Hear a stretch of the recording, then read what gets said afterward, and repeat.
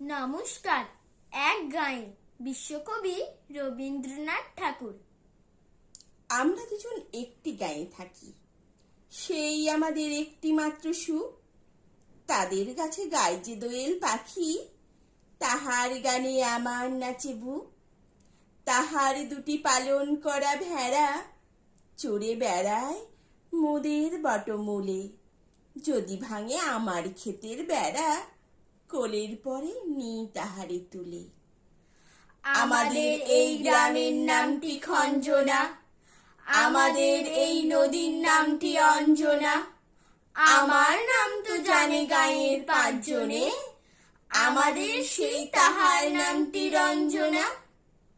দুইটি পাড়া বড়ই কাছাকাছি, মাঝে শুধু একটি মাঠের ফাঁক।